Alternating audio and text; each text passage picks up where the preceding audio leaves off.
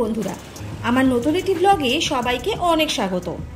আজকে কোনো food related video নয়, আজকে অন্যান্য ভিডিও থেকে একটু আলাদা। ভিডিওটা স্কিপ না করে পুরোটা দেখো, আশা করি তোমাদের সকলের ভালো লাগবে।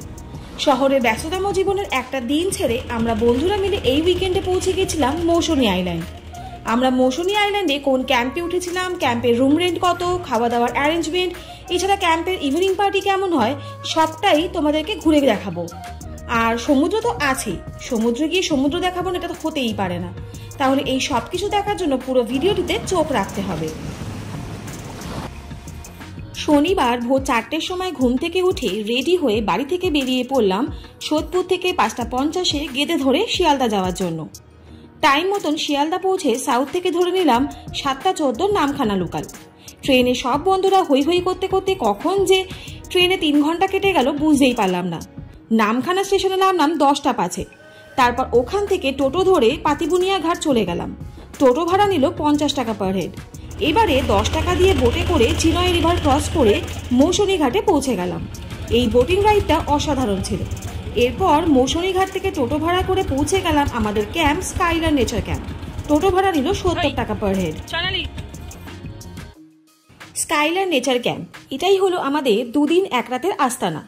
চলুন প্রথমে ক্যাম্পে ঢুকেই আপনাদের রুম ট্যুরটা দিয়ে দিই, নয়তো এর পরে রুমের যা হাল হবে সেটা আর বলার অপেক্ষা রাখে না। আমরা 3টে ফ্যামিলি গেছিলাম।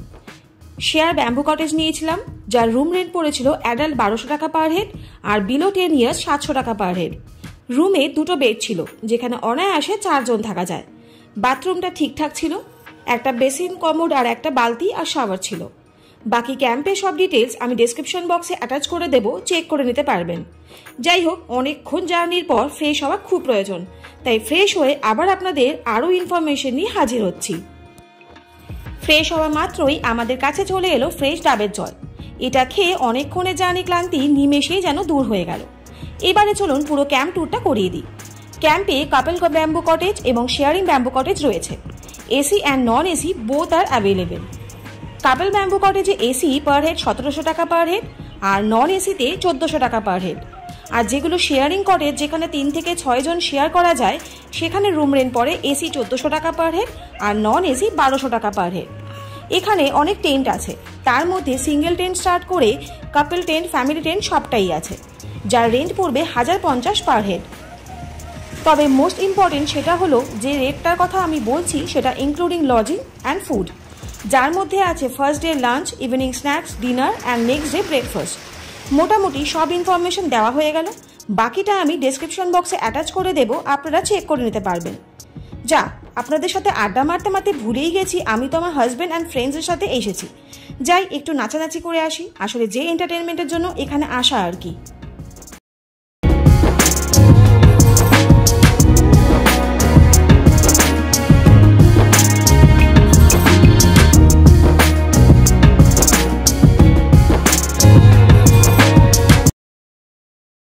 আমাদের এন্টারটেনমেন্টের মাঝেই খবর এলো আমাদের লাঞ্চ রেডি।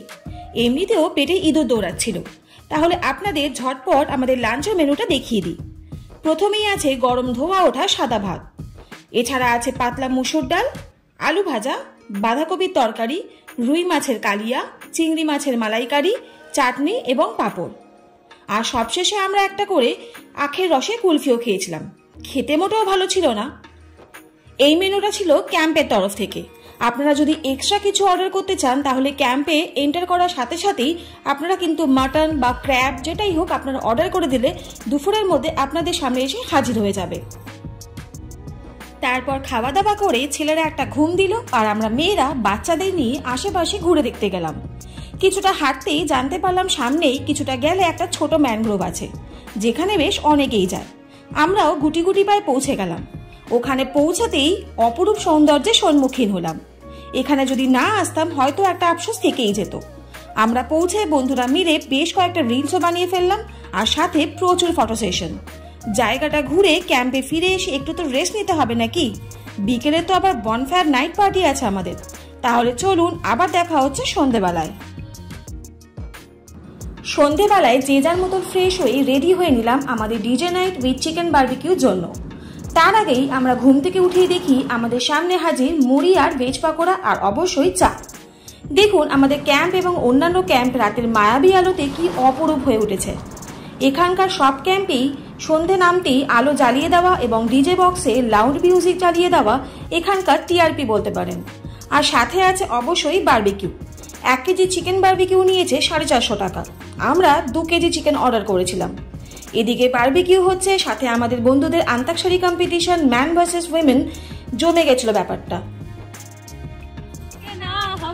दुनिया चाहे बदलती रहे